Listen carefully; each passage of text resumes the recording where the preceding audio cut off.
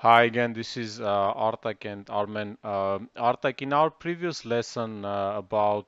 when we talk about the scales, we have missed two important notes, which is B and D. There are certain particular peculiarities when performing these notes. Can you please tell us some little bit more about these two notes and how to perform? Լավ, Արմեն ջան, սիրով, ողջույն, նորից։ Այո,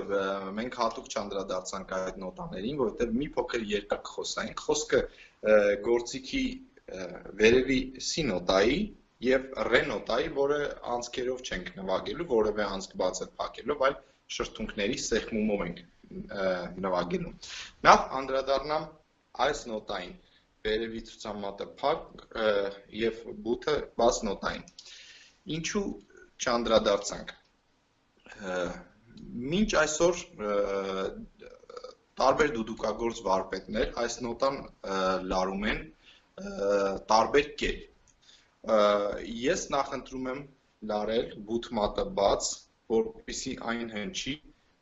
մաքուր սի, ինչպես մենք կարդում ենք։ Բայց կան դուդուկների մի հսկայական ծավալ եւ շատ վարպետներ, որ այս նոտան այսպես գործիքը ստեղծում են սի եւ սի բեմոլի արանքում, այսպես ասած, սի քառորդ բեմոլ։ Դա իր որոշ իմաստ ունի։ Կան նաեւ որ այն ստեղծում են այս գործիքը այս դիրքով հնչում է սի բեմոլ։ Եվ առաջինը որ կուզեք այդ նոտան նվագել, դուք պետք է հասկանաք ձեր գործիքը ոնց է լարված եւ ոնց է պատրաստված։ Ինչու են հիմնական մասը այդ նոտան լարում սի քառորդ բեմոլ, որպեսզի հեշտ լինի բութ մատին նվագել սի բեմոլ եւ ըստ հայկական ժողովրդական շատ երգերի պահանջների անհրաժեշտ է լինում նվագել մի փոքր բարձր սի բեմոլ կամ ընդհակառակը շատ ավելի խորը սի բեմոլ, այդ քառորդ տոնը, քառորդ լարվածությունը թույլ է տալիս ավելորդ ճկունություն գործիքին, որպեսզի հեշտ նվագեն եւ սին եւ սի բեմոլը։ Կստացվի, եթե այս նոտան լարված է մաքուր սի, ուստի փակ վիճակում պետք է հնչի սի, կարող է լինել անհրաժեշտ սեղման կարիք։ Եթե այն լարված է սի քառորդ բեմոլ, որը շատ է հանում, ուստի մաքուր սի նվագելու համար անհրաժեշտ է այս դիրքով փոքրինչ սեղմում կատարել շրթունքով, որպեսզի ստանանք մաքուր սի նոտա։ Սի բեմոլը բնականաբար փակում ենք ներքևի անցքը բութ մատով կիսով չափ։ Հիմա անդրադառնանք ռե նոտային, դոից վերև։ Կրկին անգամ այդ նոտան ստանում ենք սեղմումով։ Դո դիեզ եւ ռե նոտաները ստանալու ենք շրթունքի սեղմումով։ Ցույց տամ։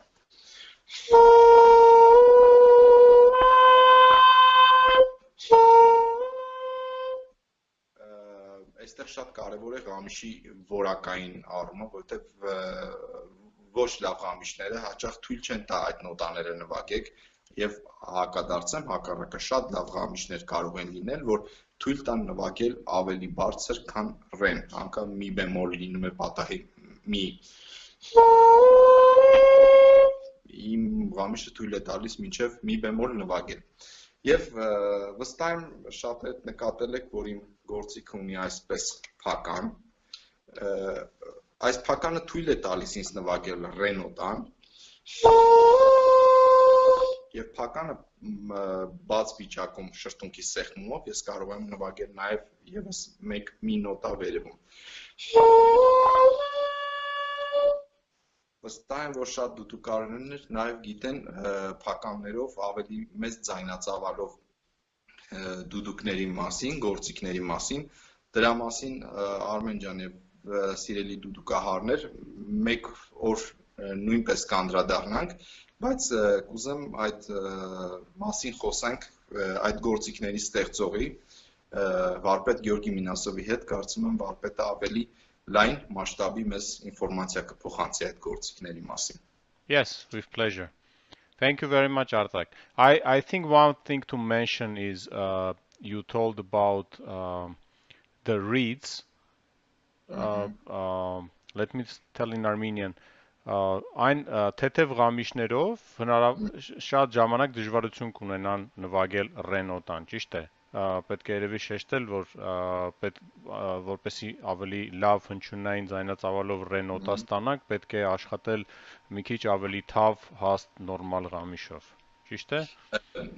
Այստեղ հարցը ոչ թե թավն է եւ հեշտը, Արմեն, մեկ փոքր ուղում, ավելի ճկուն ղամիշներ կան, որ ավելի ստաբիլ ձայն են հանում, բայց ճկունություն չունեն։ Ղամիշներ կան, որոնք բավական ճկունություն ունեն, բայց որոնցով շատ դժվար է ուղիղ եւ ստաբիլ ձայն հանել։ Եվ մեկ ավելացում էլ այսպես նորից ասեմ, տարբեր նոտաներ ես անցած անգամ ասեցի,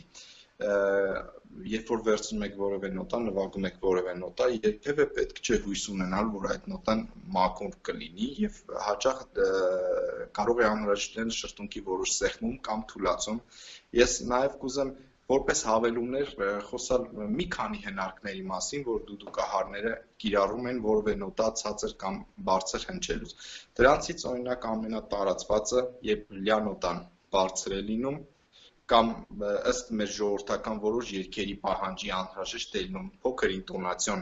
ցածրություն տալ լյա նոտային,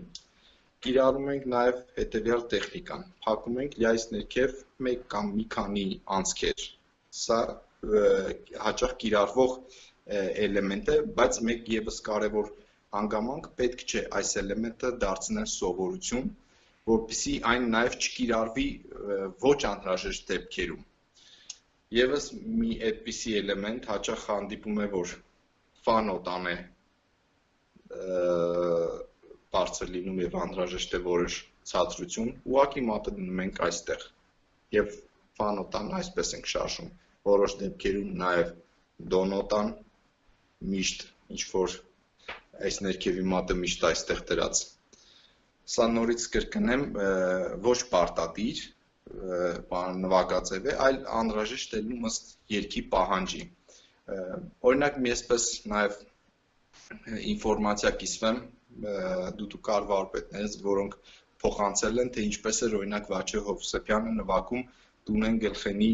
հայտնի ֆրազը, որտեղ անհրաժեշտ էր սոլ քառորդ բեմոլ եւ ֆա Վաչե Հովսեփյանը մատով ասում են, որ չէր անում քառորդ բեմոլը, այլ նվագում էր ներքևի անցքերը փակ եւ որոշ սխմում էր անում շրթունքով ֆա նոտան։ Ցույց տամ, թե ինչպես կլներ զուտ մեխանիկական այդպես եւ ինչպես արել է մեծ վարպետը։ Հիմա